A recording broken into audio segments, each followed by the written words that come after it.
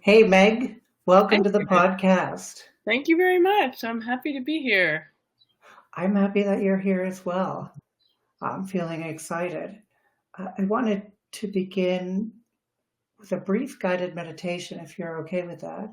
Sure. Cool. I'd say start by just finding a comfortable position, seated, eyes closed, eyes open, whatever works for you. It should only be about 5 to 10 minutes.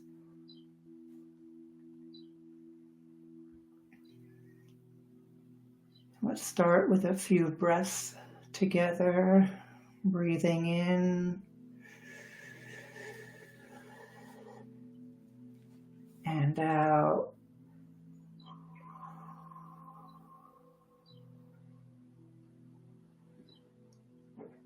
In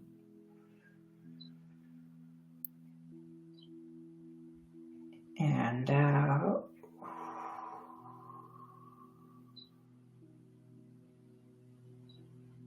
In and out.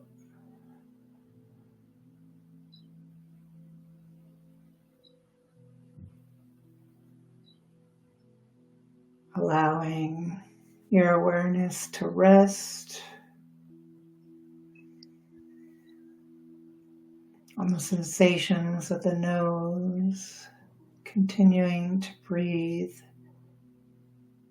at a rate that feels right for you.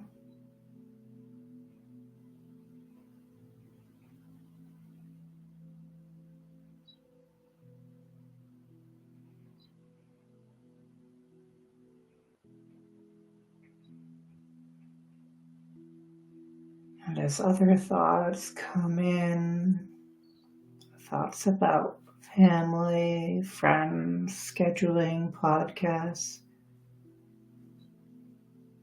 just notice them and come back to the breath.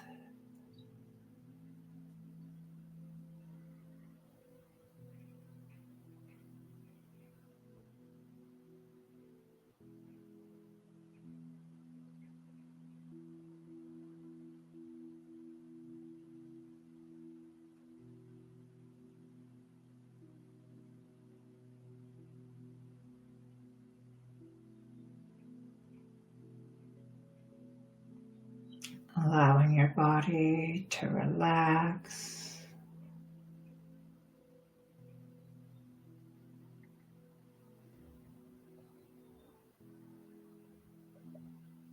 And still anchored to that part of the nose. Allowing the sensations of the breathing to become lighter and lighter.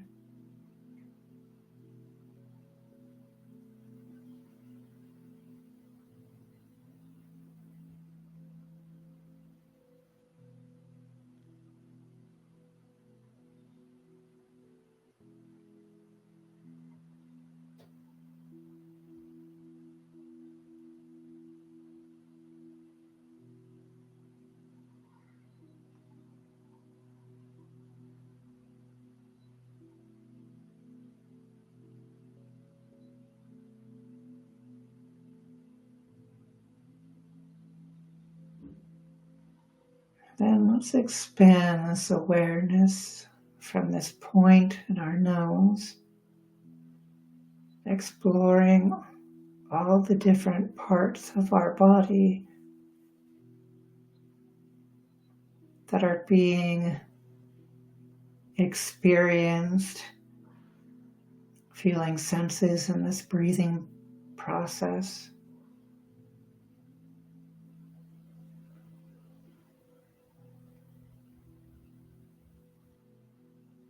Feeling it if we can without words.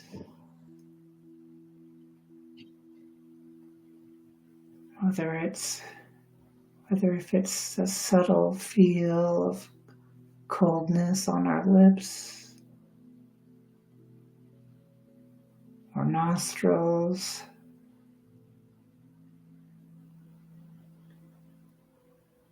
sensations in our stomach or chest.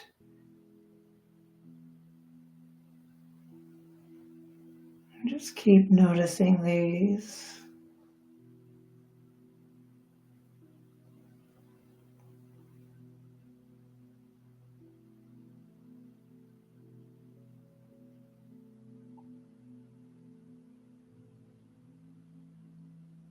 And as we do, tension in our body may come to our awareness. Tension in our shoulders, back, mouth, cheeks, anywhere. And allow yourself to move if it's what your body is asking for. Or just say okay to it and just let the sensation pass through.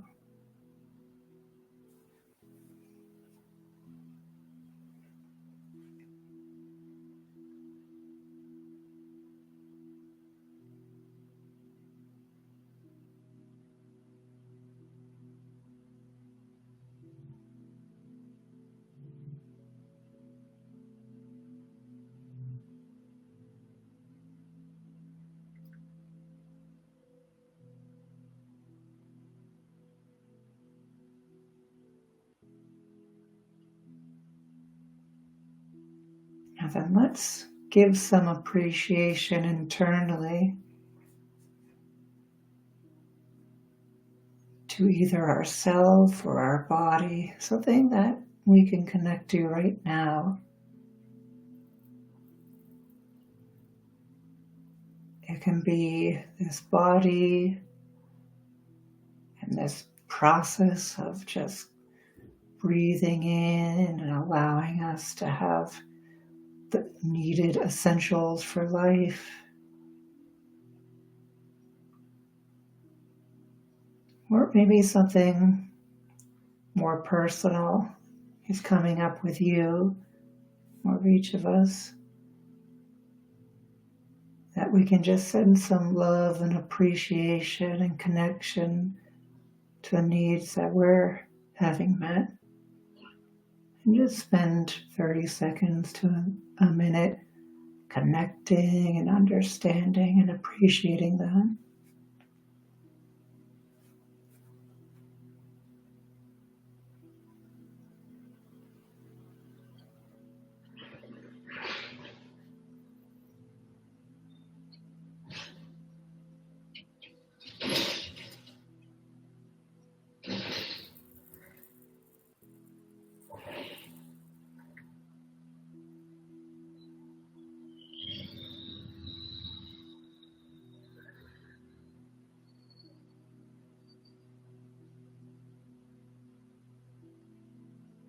And let's take one last breath in together, breathing in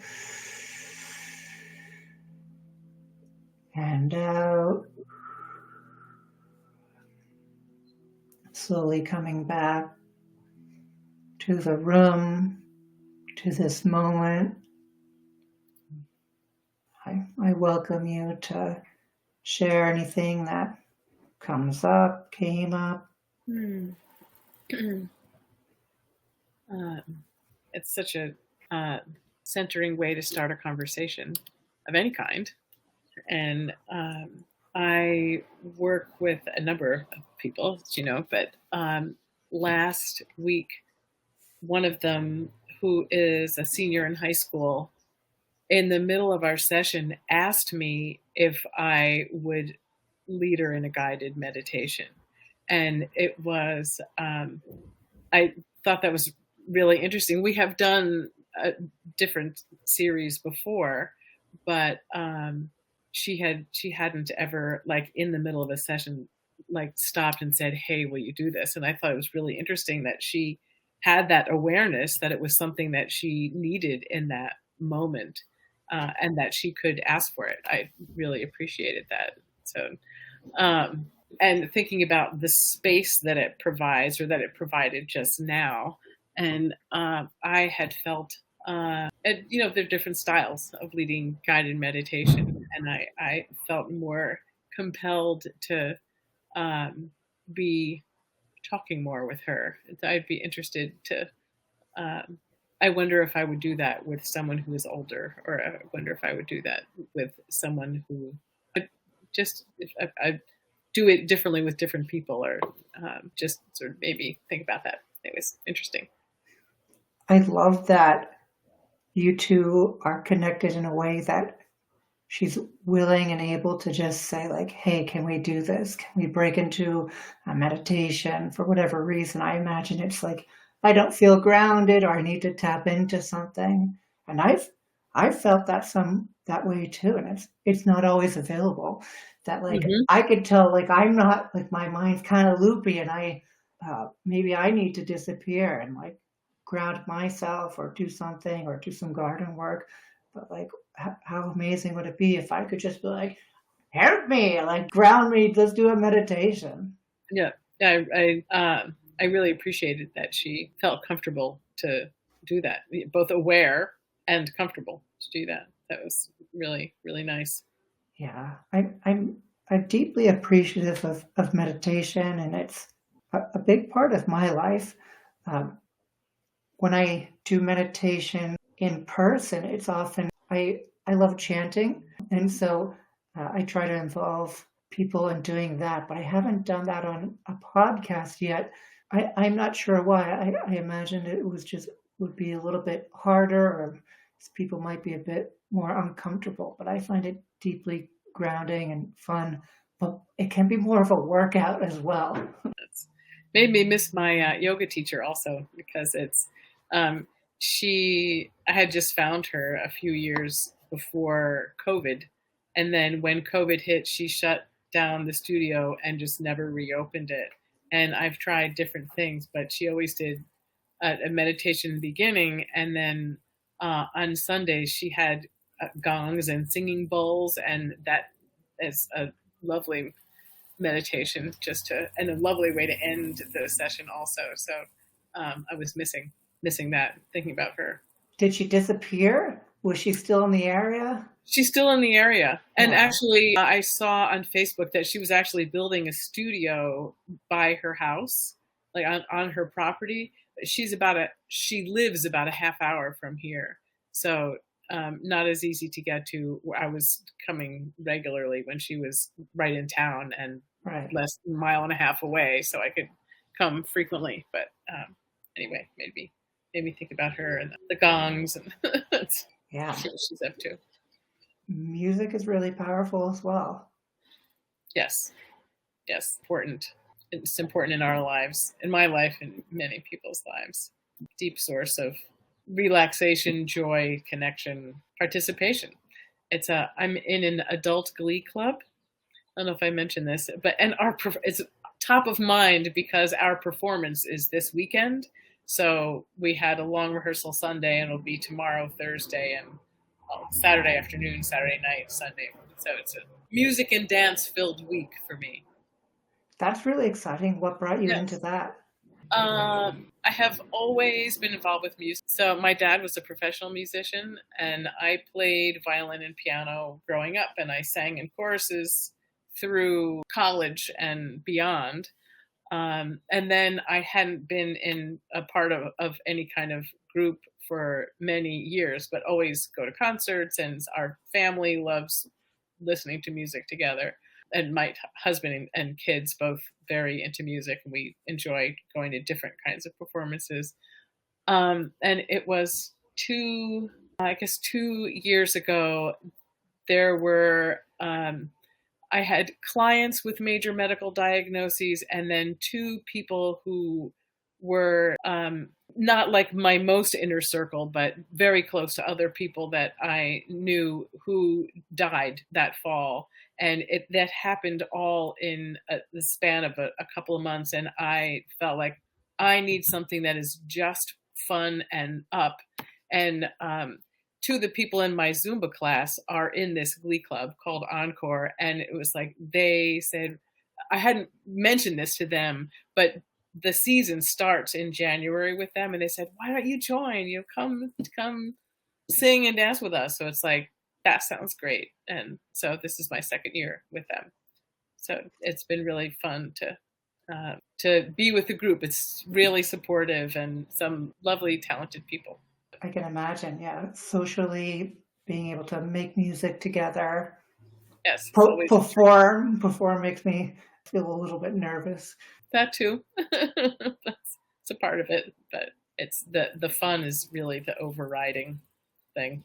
The the joy that it brings to all of us. Everybody loves doing it. So I'm trying to envision and just like connect with that right now. On my own end, like I've never been very musical and I felt really disconnected with music. Like I just don't hear lyrics and don't connect with them. But I've been learning to play the drums. oh, So, great. I've been trying to, yeah, like I see this as like an area that I can grow in and start increasing like the depth of my ear knowledge. And it's starting to work in that, like when I hear music, there's definitely a recognition of different patterns that are coming out. I don't know if I'm quite hearing lyrics, but there's certainly a change in my conscious experience of hearing music, That's and great. it's been fun to see that Yeah. and just play around with it as well. And it's also like I like chanting. I just get into a pattern and Again, just do it. rhythmic. Yeah, It's it. Well, enchanting can help change your. It can be hypnotic. It can help change your state of mind, certainly, and your focus. But I actually also am not huge on lyrics, although now I have to be very conscious of them for this purpose. But if I'm listening to music, I often I hear the music more than I hear the lyrics. So I often don't know them or um, recognize them. But, so it's an interesting experience now. The lyrics and the movements are very connected. It's a different way of performing. Having not ever sung and danced, I've done one or the other, never both together. So that's fun. not easy, and it's fun, but it's really fun, Yeah. especially with other people. Very fun. Uh, I want to ask you about some of the topics that we had chatted about before, Okay. but first, maybe you could introduce yourself and a little bit of your background so we have context about it. And I want to go into that will lead us into feeling safe in conversations and the importance of vulnerability, if you're wanting to explore that. Absolutely. It's so important and such a critical way to connect. So feel free to jump in and ask with questions. I trained Definitely. as a social worker and therapist at Boston University and have been doing it in various settings for 40 plus years. And I've worked in an outpatient setting. I directed a psychiatric halfway house for a few years, which is an amazing experience. I've worked in a medical hospital, a psychiatric hospital, and have been in outpatient private practice since about 10 months after my older daughter was born. So about she just turned 35. So I've been in private practice for just shy of 35 years. And that has worked really well for me. I'm still doing it. I still really enjoy it and believe in it. And it provided me with a lot of flexibility in terms of time and um, um, having control over my schedule, which worked well for me. Um, and I've always written, and I have written um, in columns for newspapers for many years until they all went virtual, and now I'm trying to transfer over to the virtual world. And I've been doing a little bit of storytelling, which came about as a result of the columns being cut off for a period of time. And so it's opened up yet another avenue. So that has the performance part, which is a newer thing for me. But to your point of the importance of vulnerability, Yeah, and maybe I want to interrupt to ask a okay. couple questions about that. I guess on the storytelling, does that mean orally? And Yes. Yeah. and yeah, tell me a bit more about that. Um, the first I've told a few, and the first one was with Stories from the Stage with WGBH, which is our public TV and radio. And this was for TV. I saw a course, and it was online for a few weeks, and we were writing our stories. And at the end of it, they asked if I would be on the show because it my story had it was to a place where they would like to include me. So that was actually a story about from my second book, Who Will Accompany You? My Mother-Daughter Journeys Far from Home and Close to the Heart. And when I talked about my time in visiting my daughter who was working in Colombia in the far northwestern corner of the country, and in a remote town. And by remote, I mean that it was a 45-minute open air Jeep ride and an hour and a half hike to get to the community where she was living. So it was, they were an intentionally peaceful community, and didn't, the government and the guerrillas and the paramilitaries, none of them trusted their neutrality. And so the group that my daughter was with lived there and literally accompanied people from place to place at times, and they would speak with the military if there was an issue. And so I went to visit in this little community, and so Gail was introducing me to anyone. She's fluent in Spanish. I took Spanish in high school and retained some of it, but far from fluent. And she took me to this one woman's house who was in the far corner, and there was a donkey in the yard, and there was a duck and a chicken underneath the bench that she swept off, and she seated us in this very small room, and there was a wood burning stove in the back, and she started asking me questions about how I liked it there, and where was my husband, and what did I think of it there. And then she turned around and she had 2 bowls of soup with egg and beans and bread, and it's like, oh my, like tears came to my eyes. Like I was not expecting a meal, and then just like all of a sudden there was this beautiful bowl of soup. And at one point she turned to me and said, "It's going to make me cry now." She said, "You do us great honor by being here." And I was really taken aback because I felt honored to be there, and I was just visiting. I wanted to see where my daughter was. I wanted to make sure she was safe, but her welcomingness was so genuine. It really touched me. And she asked when I was going to come back, and it wasn't one of this, see you later. It was, I think she really wanted to know, and I hadn't even considered the possibility. But I was really touched by her openness to someone that she had never met before. And I realized that there was a connection between us because I knew that my daughter was 23 at the time. And I knew that Gail, my daughter, had told me that she had a daughter of a similar age. So I think that she could understand what it was like for me to have a daughter so very far away from home and in a situation where there was potential danger, and that I would make the trip to come and meet them and see her. So I felt a connection to her on a number of levels, like having never met her. And it was a real heart opening experience. But it is really not the only way, but we can only really connect with each other if we're open, because when our guard is up, we'll never get as far. So I have another story, but I want to about that. Well, thanks for sharing that, and I love that you made that enormous trek and she welcomed you with such appreciation. when you said about her that she said, "Thank you for honoring me," it made me wonder, like, well, what did she really mean by that? My daughter Gail had some thoughts about that.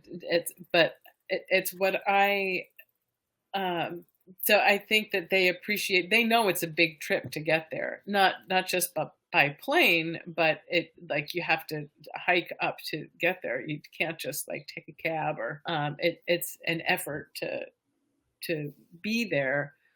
But also they're deeply committed to the peace community, which is called the peace community, and they live there very intentionally. So my my coming to visit is a way to um, potentially bring exposure to the outside world as well.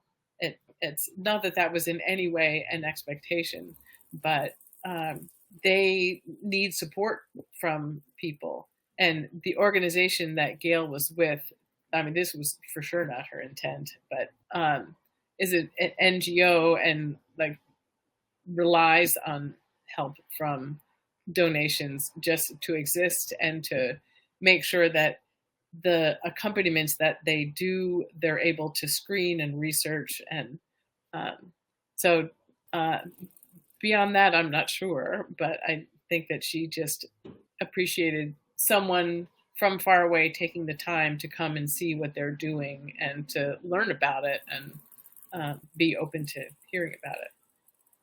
Yeah, I hear that. One, you're putting all this energy into this voyage to see her, and that you have support by potential exposure and also recognition that she's doing something and she's worth visiting. Mm-hmm.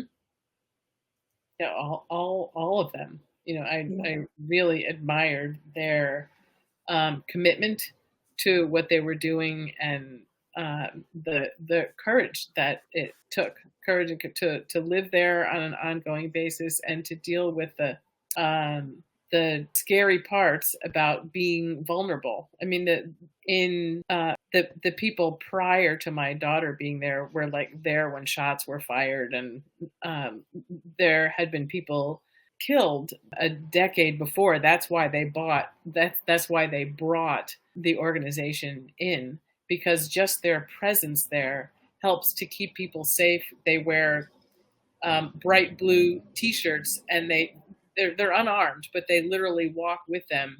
And because the organization is connected to outside organizations, if anything were to happen, it would become an international incident. So they literally protect them by their presence.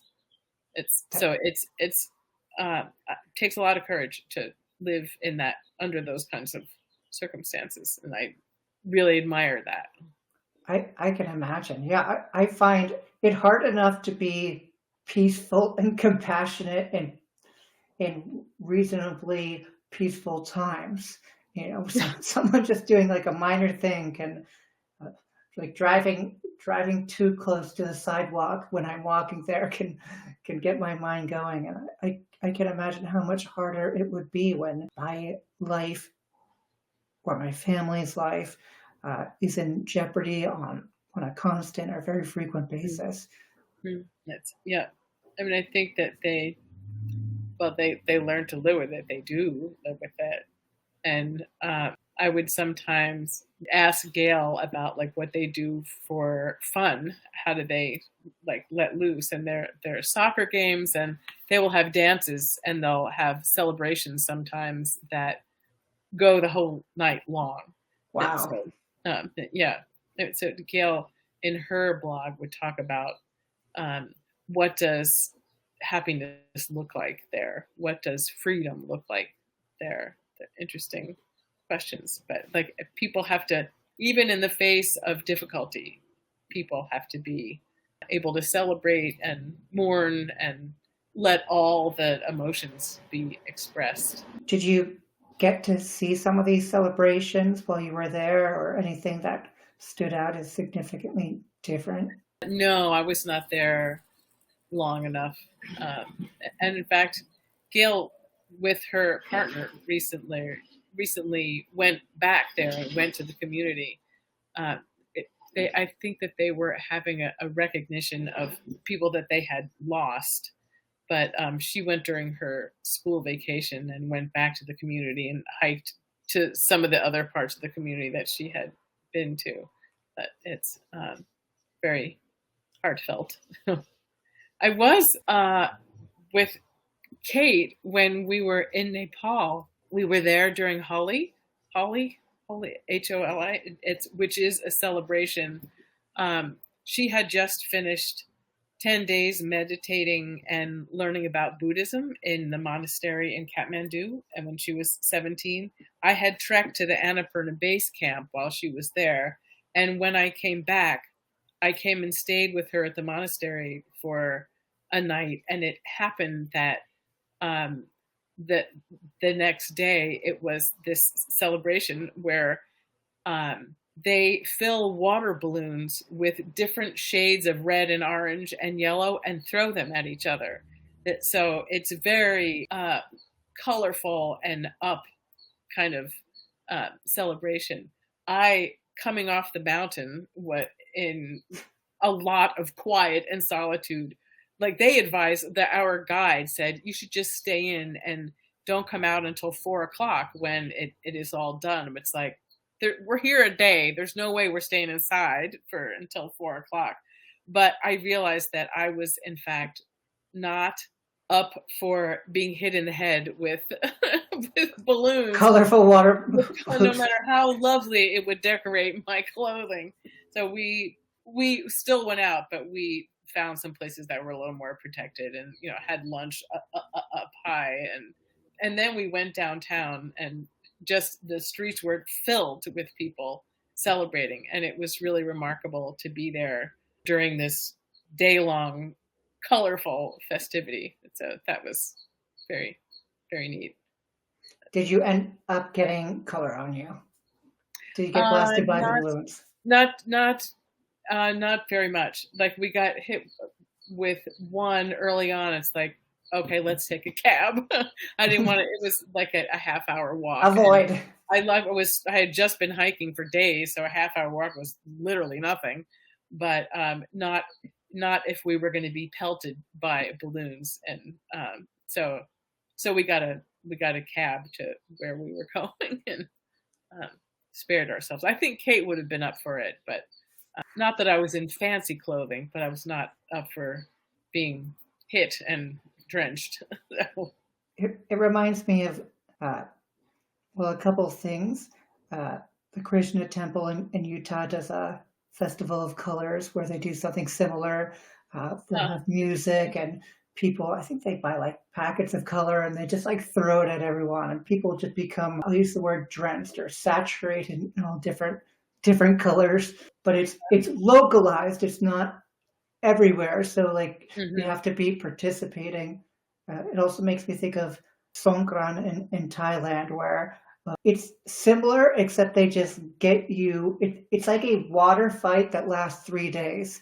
And if you go out anywhere, like you're going to get drenched.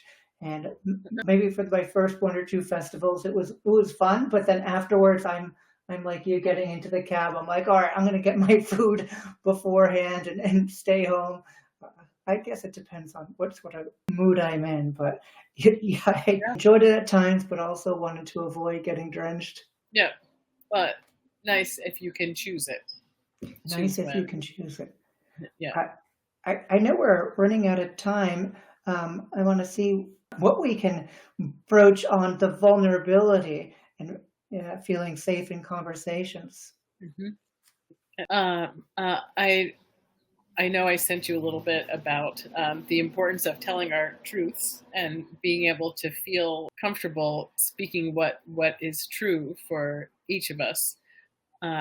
And I had an experience the other night.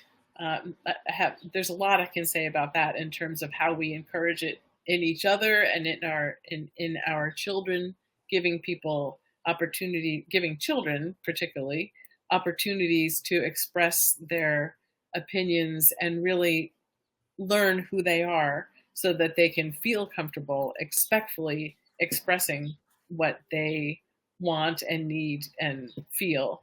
And certainly if people grow up practicing that and learning that their opinions, that their thoughts and feelings are valuable, then it becomes second nature to be able to express it.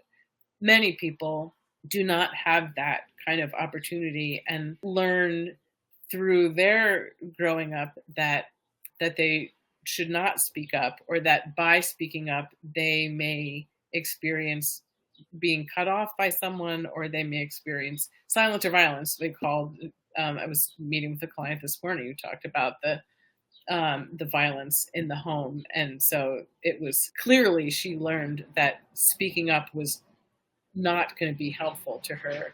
And now, being 20 years away from that, she realizes how much it meant that she had to suppress what she felt, and it affected choices that she made in every area of her life. So the more we're able to say the way we feel, the more free we feel, and the more connected.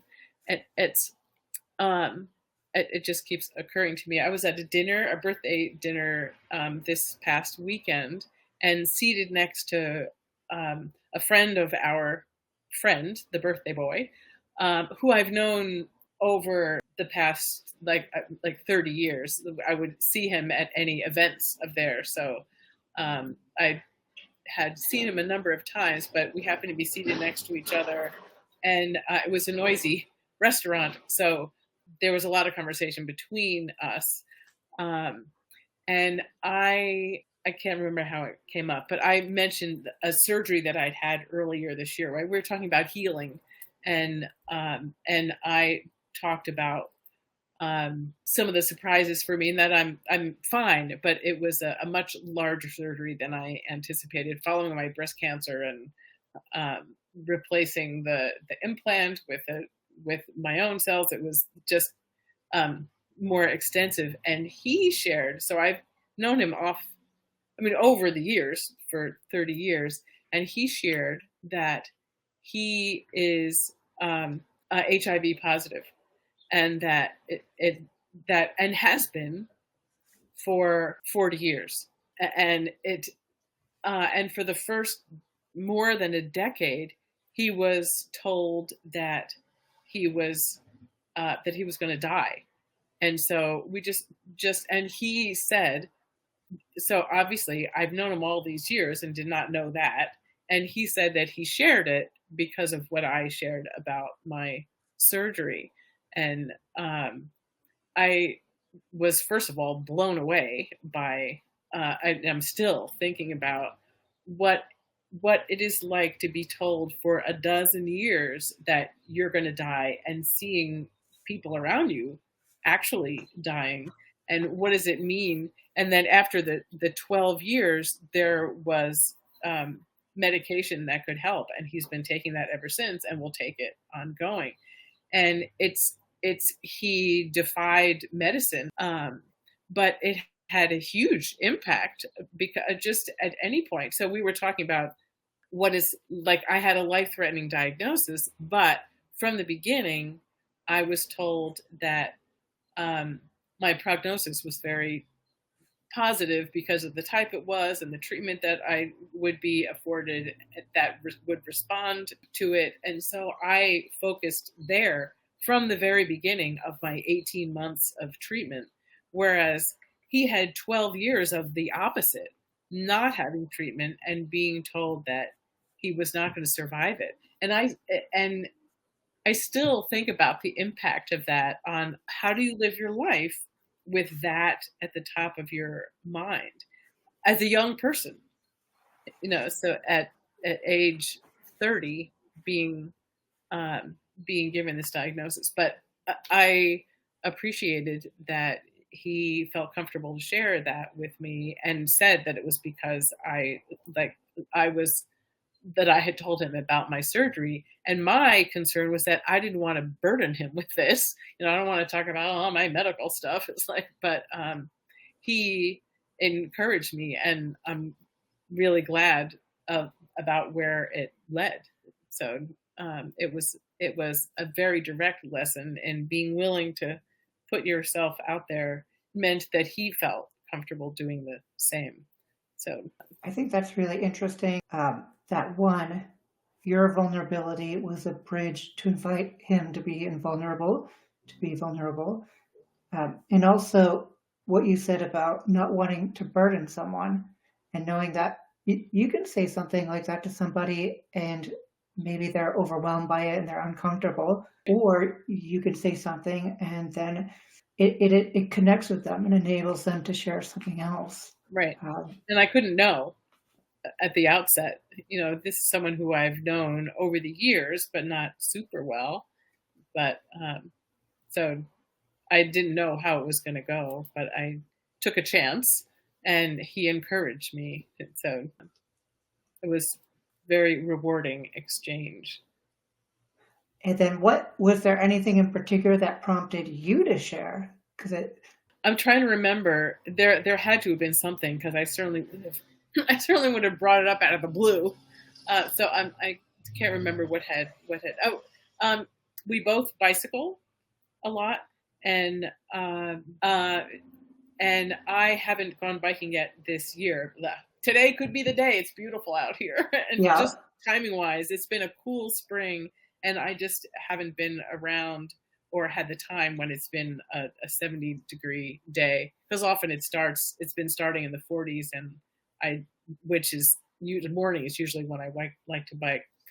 So maybe it started with my saying that I hadn't been biking and I wasn't sure how it would go because of the surgery. And normally I would bike 25 or 30 miles without thinking about it. But now it's like, really, I'm still healing, and we'll have to see how it goes. So I think that that's what brought it up, because he talked about a 50-mile loop that he does, and yeah. he's 71, so it's like we're both biking and appreciating what our bodies allow us to do, and the healing that happens.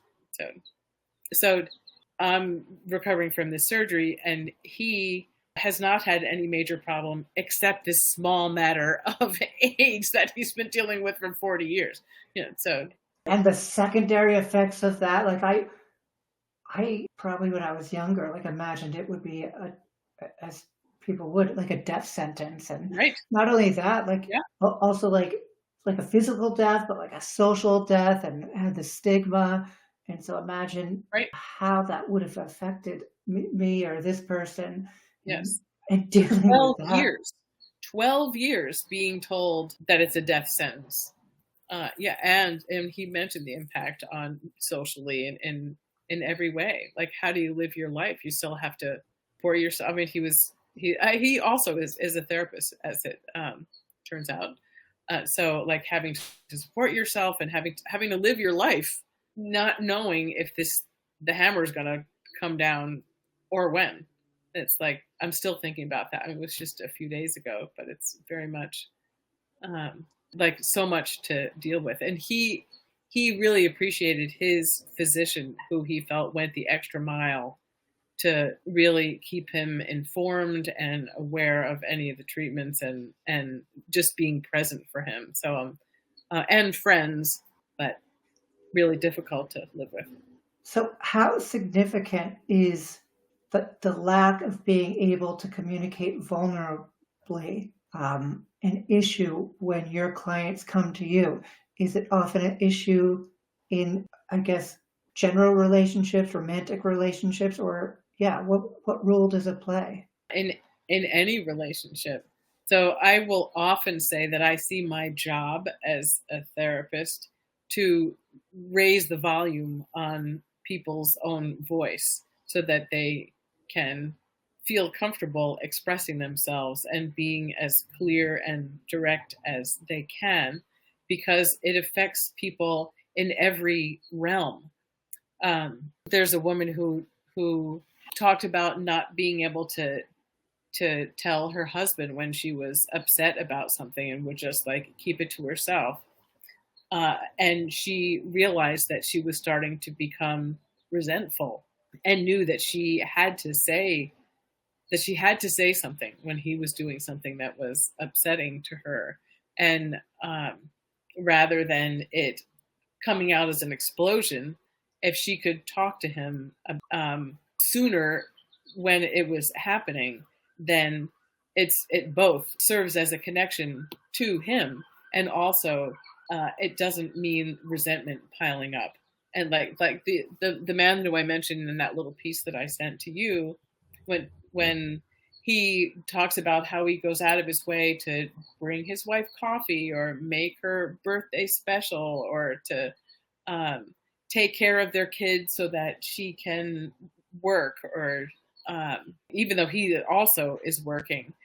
But there were times when, rather than telling her, no, he had a lot of meetings, he had stuff to do, he would just take more and more things on himself. But then he became resentful and angry and felt like she's not paying the same kind of attention to him. She's not creating any kind of birthday celebration for him. So it took a lot of encouraging to help him to speak with her, but he was clearly able to bring it up in a way that she could hear and understood that he would feel disappointed, or that he would feel overloaded if he had meetings and things to do, and he was trying to also make all the lunches and take all the kids to school and to their things, while she was not helping with those things. And being able to bring it up meant that they were able to really bridge a gap that was growing between them. Yeah. Because if it goes unaddressed, that gap gets wider and wider to the point where it can snap. And it can come up anywhere. One of my younger clients talked about how she was able to negotiate a raise at her work rather than just accept whatever they say. She was able to say, it was a internship, and she was able to say, this is what I earned at my last internship. Can you at least match this and go more? And she was not someone who was used to doing that, but it felt great for her. They heard her, they gave her what she asked for, and it's so important. It's so much, it can feel challenging if it's unfamiliar. But it gets easier, like anything, with practice. It's a very practicable skill to be comfortable being vulnerable and saying what is true, because ultimately it's easier. Yeah. Thank you for sharing that. We're running out of time. I've got more questions, but I have to help myself. I wanted to give you opportunity to share any message or say anything to our audience. I would want to encourage people to listen to yourselves, and what is true for me may not be true for someone else. And certainly during my breast cancer journey, that was I wrote a book about that. The thing that I kept coming to over and over again, there are some people who love to be comforted and fed and massaged if they're not feeling well. And so there's some people that love to be taken care of when they're not feeling well. And I had somebody just the other day say, just leave me alone and I'll come back to you when I'm feeling better. And so we all need to listen to ourselves about what's most important to us, and to act from there, and to make requests from there. And it is the most respectful.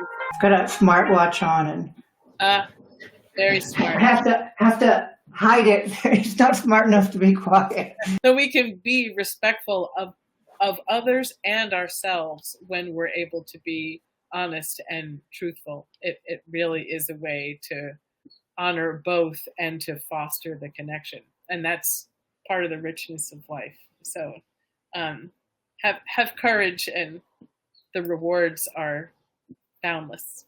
I really appreciate you coming on. I have a lot of curiosity in your breast cancer journey. Definitely more about the vulnerability and your work, 4 years as a therapist, and your writing. So I hope we have more conversations to explore that. But thank you very much for coming on today.